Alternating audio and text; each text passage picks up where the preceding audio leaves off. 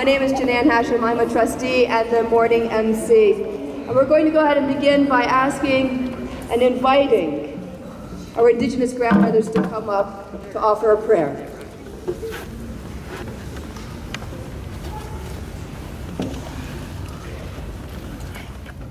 Our hope for this day is that we will all be students of one another and that we will all be teachers of one another, that we will embrace the hearts of all and always to remember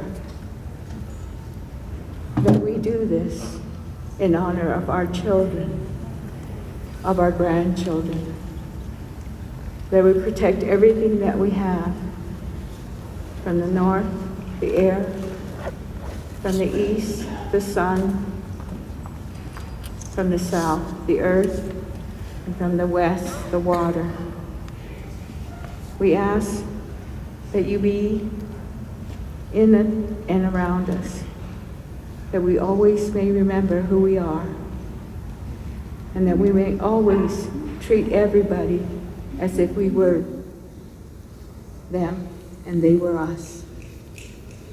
With great humility, we ask that you guide us through this day. Esquali Guna. It's an honor because not only you see the faces of my sisters. We see out in this sea of faces many nations, because each one that's born into this world is responsible for all. The ones that were at the water ceremony and what is happening today is long overdue. As we sit here, we are sitting on our brothers and sisters' territories, the youth and so on, the caretakers of Turtle Island, and we have visitors. So it's been an honor, as many times when somebody walks into somebody's house, this message has been forgotten. And now, today, it has changed. This is part of the prophecies. It's just not the prophecies of the Indigenous of Turtle Island. It's the prophecies of all ancestors that walked Mother Earth. There is no fine line between any of us, because we stay in the four elements: fire, water, air, and food. We come together as equals. We come together as the we. Chimikwe. I will begin with a song from our land, Aotearoa, New Zealand. And the first part is, there's an infinite love, our inherent right. There's hope and faith. And with all that as a combination, there brings peace. And the end of the song talks about there's nobody misses out. Everybody's equal. Everybody has this right. So those who know the song can join in. Te aroha, te whakapono, te rangi marie, tātou tātou e. Kia ora, beloved Creator, maker of the heavens and the earth. Thank you, grandmothers of the four directions. Today is your day, beloved mother. Today is the day of the sacred seeds. Beloved spirit of creation, may we as humans plant the seeds of love on your sacred grounds as we stand here before you, speaking to you through our prayers, whispering to you through the spirit of the wind, beloved Creator. May we come together with the seeds of peace, the seeds of love, all of the seeds of your creation, beloved Mother, the seeds for the future generations, the children, the teenagers, the middle-aged, beloved Mother, all of your creation, the trees, everything that grows on your sacred grounds, beloved Mother, all of the beings, the little ones, the winged ones, beloved Mother, all of that. And may we plant the sacred seeds of communion with all of the galactic beings, beloved Creator, because this is who we are. We're the children of the stars. May it be a blessed, blessed day with all of these in mind, beloved Creator, blessed be. Thank you.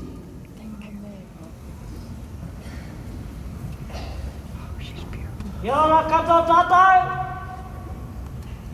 No, Hawaii tautau ahau. Greetings from the coast of our mother, New Zealand. We are one family. You have to accept me as you, whether you like it or not.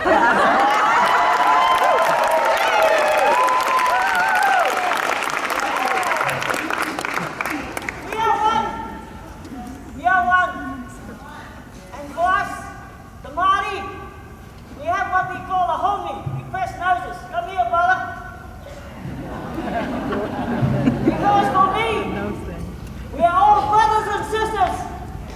And we should never be separated. Never, never, never. My brothers are my wife. Humanity, as Muslims we are told, is like the human body. And when one part of it aches, the whole body feels its pain. Sisters, it's time to heal this body of humanity.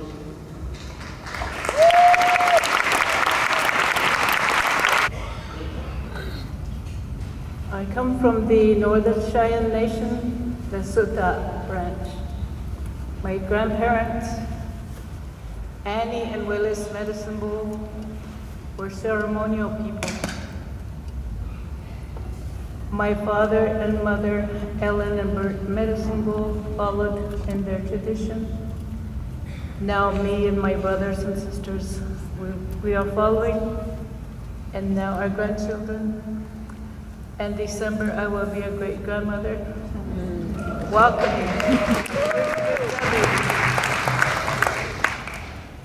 I want to say that one of our elders said, we are all indigenous to the earth. I come from a country where we are fighting against a railroad that will run right across my land. And the biggest coal strip mine. I speak up for my grandchildren and my great-grandchildren. One day when my grandchildren say, Grandma, what did you do? My great-granddaughter that's coming will ask me, Grandma, great-grandma, Nitinsha, what did you do? This help save the earth, the water, the air. What did you do? I will be able to say, this is what I did. I spoke up freely. Thank you very much to this absolutely esteemed panel. God bless you. God bless each and every one, especially to the indigenous people of this land. My name is Ilyasa Shabazz. I am the daughter of Dr. Betty Shabazz. I am a granddaughter of Ollie Mae Saunders and Louise Norton Little. I am also a very proud professor at John Jay College of Criminal Justice. I think it's very important to teach our children to take responsibility for their lives, to understand their purpose and their power, and to right the wrongs of our society. Thank you. My name is Malika. My mother is Rita. My grandmothers are Pushpa and Shakuntala, and I am the mother of 2 daughters, Tara and Leela. So I just decided while sitting here, inspired by all the grandmothers who came and spoke, that I would quickly tell a story of my grandmother, my father's mother. And this is who shaped him and who shaped our whole family.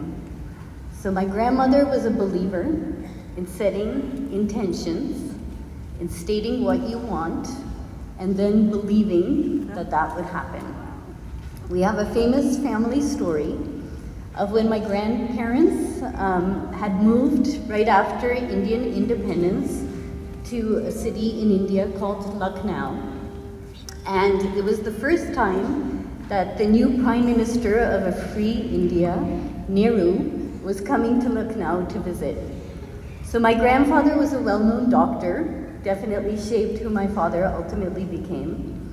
But my grandmother had decided that she wanted to meet Nehru. My grandfather made fun of my grandmother, thinking, why would the Prime Minister ever come and talk to you? My father, who was about 12, and my uncle, who was about 10, laughed at my grandmother. But she knew that she would meet the Prime Minister. So she spent weeks deciding what color sari to wear. Should it be pink or red? Should she wear heels? Should she wear flat shoes? Should she put her hair up or keep it down? And throughout my family, my uncles and my grandfather kind of taunted and teased her. So the day came when Nehru came to Lucknow, and my grandfather and my uncle and my dad went at 4 a.m. to get a line, to get on the side of the street. And my grandmother took her time to get ready. And she kind of royally arrived, probably around 10, 11 o'clock, when the car was coming with the Prime Minister. And again, everyone kind of taunted her and made fun of her, but she wore this brilliant pink sari with her hair up, beautiful jewelry. And Nehru came driving in his car down the street. There were millions of people on the street. And when we talk about millions of people in India, we actually talk about millions of people. Just kind of a mass of humanity. So Nehru's car drove up. My grandmother, of course, was at the front of the crowd. And his car drove past where they were all standing. They drove past, but suddenly the car stopped. Nehru got out of the car, dressed in his white Nehru suit, with a rose in his pocket. He walked backwards and came to my grandmother, took the rose from his lapel, and handed it to her.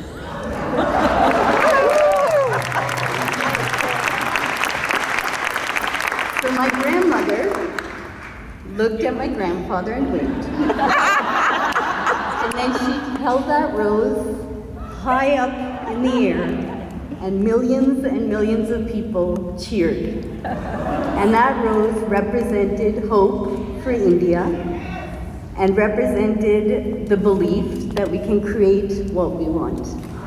So with that, I'd like to honor my grandmother and all the grandmothers behind us. Thank you.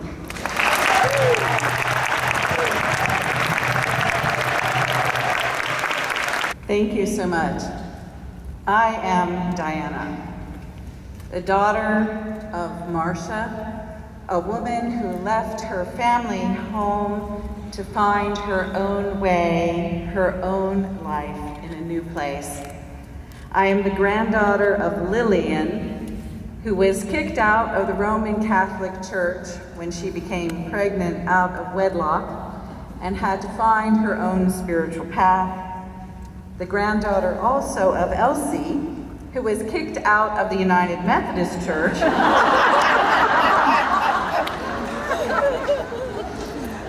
when she got baptized by the Holy Spirit in a Pentecostal revival and was ordained to the ministry by Amy Semple McPherson.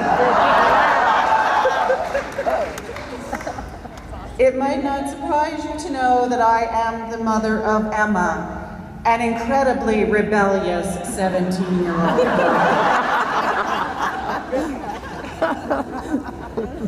Wow. And that's the story I want to share today. The story of women as spiritual revolutionaries. In the Starbucks in my neighborhood outside of Washington, D.C., there is a new young barista, a wonderful young woman. She's about 22 years old. I have enjoyed her company. Her name is Alicia. She showed up about, 3 or 4 months ago, and I couldn't help but notice her because she was wearing a black veil. Over these months, we've talked some about religion and faith. She loves her job. She does it with kindness. She is an amazing witness to her Muslim beliefs. The other day, I went into that same Starbucks, and she wasn't wearing her black veil. Instead, she was wearing a green striped veil with sparkles and fringe all over it.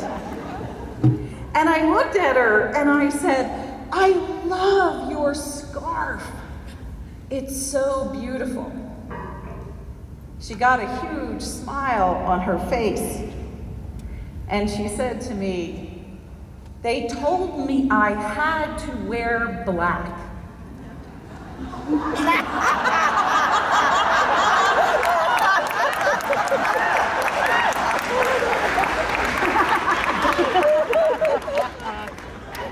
But I didn't think that was right. So I looked it up for myself. Yes! Yes!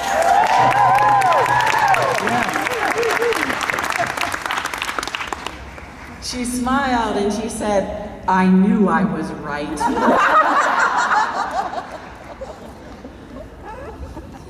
It was a holy moment, a moment of wisdom and power. The authorities who told her that she was only supposed to wear black, at first I thought it might have been her parents or perhaps an imam, but it wasn't. It was Starbucks.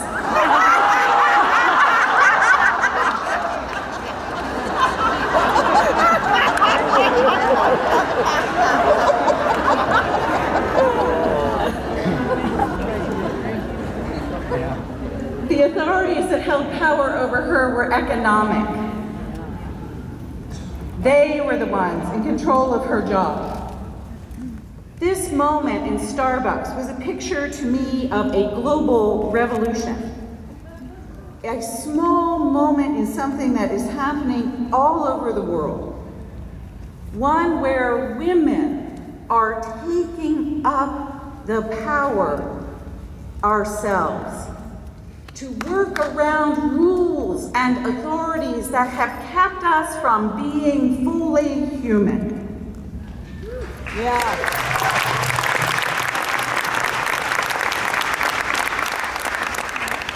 History changes when women recognize that some authority or some interpretation of our religion or some rule has limited our beauty, has undermined our identity, and taken away our own power to practice our faith in a meaningful fashion that expresses the truest heart of our spirituality.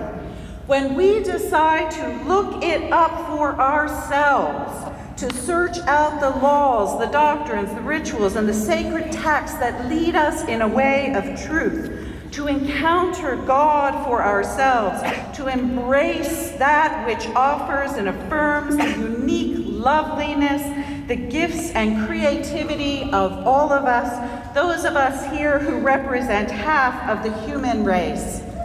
This is the spiritual power of women, not a quiet prayer of acceptance or support in the way that things are, but the intelligence and the passion to see a more beautiful way and to search out our traditions anew in a quest to find new paths of wholeness for the world, for the earth, and for our neighbor. Amen.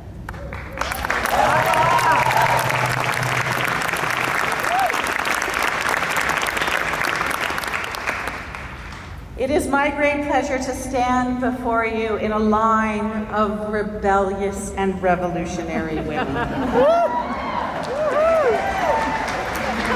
Because each of us in our own way are spiritual revolutionaries, discovering that God or the goddess or the gods are near to us, all of us walking right here with us in this sacred world where nature sparkles with grace and where our neighbors' faces shine with the divine. Yeah. Welcome to the revolution.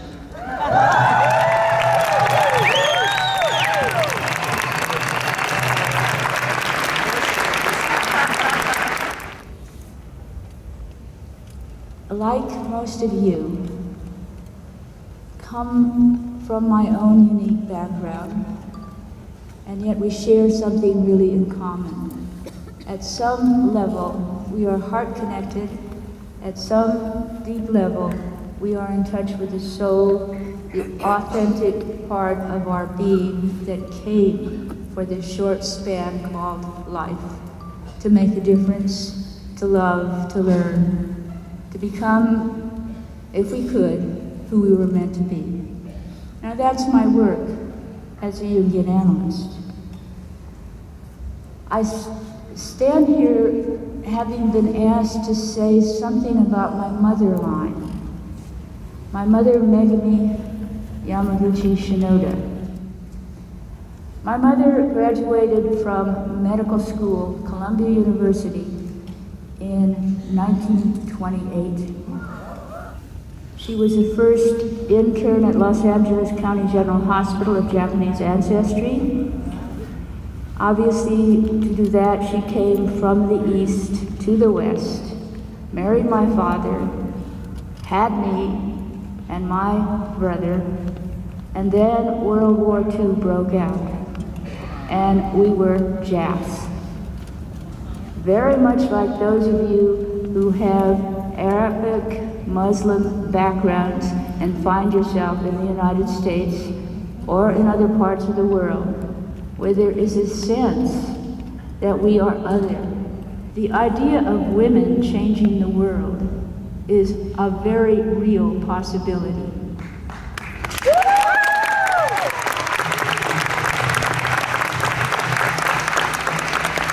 In fact, we are the only. We are the solution. If we could see the beauty and strength and capacity in ourselves. At Beijing in 1995, Hillary Clinton said the ringing words, women's rights are human rights. Human rights are women's rights. And it's true. And it did inspire a huge number of women to go out and make a difference. If you hold a circle with an intention of this being a spiritual place, a sacred place to tell the truth, to connect at the heart level, to tell the truth of your life, and you do, and instead of being shunned, because that happened to you, you were raped, you were incested, you were driven out of your country, you have been homeless, and instead of being looked down upon, to see across the circle in the faces of your sisters an appreciation for what you went through and how courageous you are. Back to heart again. The word courage comes from the word kor, meaning heart. Heartfulness. Heartfulness is what can change the world. The heartfulness of compassion, of understanding that, for example, we who are so privileged have so much to be grateful for. Well, to be grateful for something is to be responsible for that gift, whatever it was, for that education, to really make a difference for those who are less privileged than you, is my belief. I went to the UN and was informed, appalled, and inspired by the women from all over the world who were making a difference where they were. I saw how each of them had picked up their assignment, and I defined assignment as something that only comes from inside. Then it's only you who can answer 3 questions. One, is it meaningful to you? And let me tell you, the most meaningful things you can do come from your family and your religions and the pain that you learn through living your life. The second criteria is, will it be fun?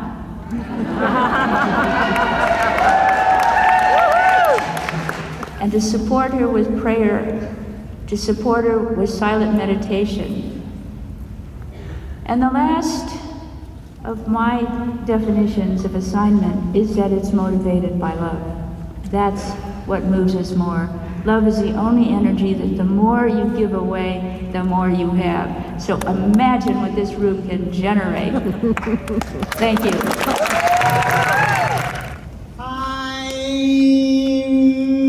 Let's chant and sanctify this audience and bring up the absolute power of the women.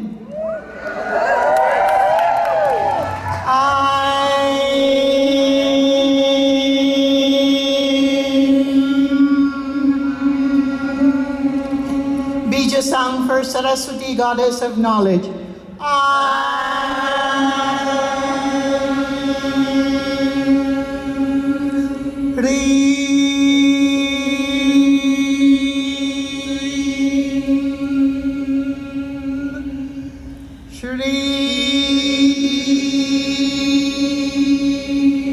Goddess of prosperity, abundance, that which women bring to the earth. Children of Mother Earth, we all are. My name is Maya Tiwari. My mother is Kalyani Karpen from South India. My grandmother, Maharani, from North India. My great-grandparents, mothers in particular, were carted like bales of cotton across many oceans from India to what was then British Guyana. And let us nourish and nurture back our children or our men or animals or forest, river, sky, because basically that is our primordial function and the rites of passage to which each one of us belong. And today is a momentous day for remembering. It happens to be the 9 nights of celebrating Devi, Mother Universe, Mother Divine, Mother Shakti. We are her children. Om Sharanagata Dinarta Paritrana Parayane Sarvasyarthi Hare Devi Narayani Namostute. Hail Mother, Mother, our devotion to Mother. Thank you.